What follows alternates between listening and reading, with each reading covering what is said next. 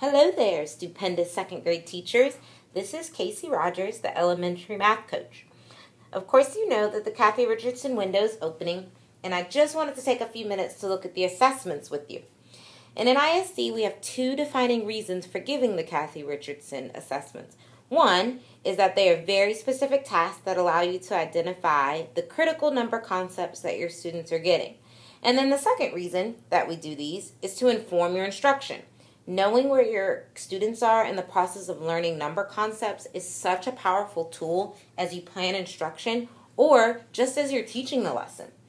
In second grade, you will give 3 different assessments over the course of the year. From the Grouping Tens, Concept 8, this book, and then 2 from the 2-digit addition and subtraction, Concept 9 book.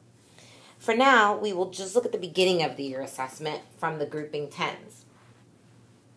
In this assessment, you're assessing your students' understanding that the underlying structure of 2-digit numbers is based on organizing numbers into groups of tens and ones. This is a foundation of unitizing. Unitizing is the ability to look at a quantity and see it as one unit, like knowing that 10 ones is also 1 unit of 10. This understanding is so critical and basic to future work with larger numbers and with decimals. So these books are amazing resources that are available on your campus. So I really strongly encourage you and your team to get your hands on an available copy. It walks you through the why of the assessment, what the student interview should look and sound like, and it also includes what to look for and how to interpret what you see. It also offers activities for students who may not be meeting the standard in a certain area.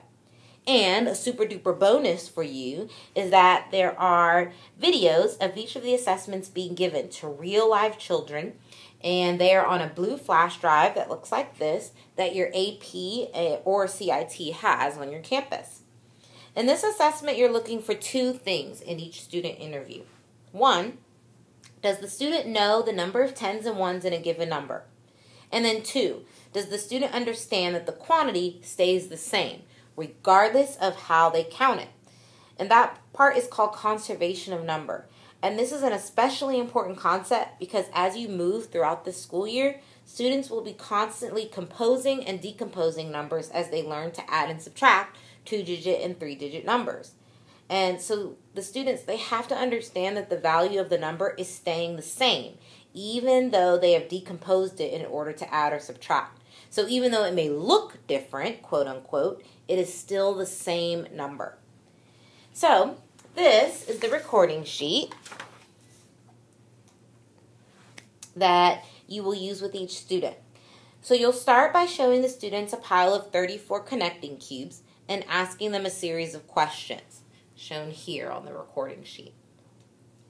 Based on the students' responses, you'll do either the going back or the going on section, followed by the extension here. You then go to the second page where conservation of number comes in. You start with the same 34 connecting cubes in a pile and ask a series of questions that involve counting by 5s and 2s. That's right here. The summarizing instructional needs is a section that you will definitely want to fill out on both sides. So here at the bottom on the back and here at the bottom on the front. And it basically just wraps up the tasks for you, kind of gives you an overall picture. So the testing window opens Tuesday, September 2nd, and it closes on Friday, October 3rd. So there will be a class recording sheet that looks like this in the Kathy Richardson folder in NetSchool that you will use to report your data by Wednesday, October 8th. So just a little hint, I know that when I was giving this assessment, as I tested each student, I went ahead and wrote their names in the corresponding sections, so here, here, and here, as I went along. It just saved me a lot of time at the end. But of course, you are more than welcome to wait until the end to record the names. So then, after you've recorded and done all your testing, a grade level representative from your campus will need to email the class recording sheets to me and Shelly on or before the date, October 8th. So we will be making ourselves available to answer questions, of course, and debrief with you. So stay tuned for another video that will debrief the debriefing process. As always, we are readily available for questions all along the way, So don't hesitate to email us, call us, send a smoke signal if you have to. So, happy assessing!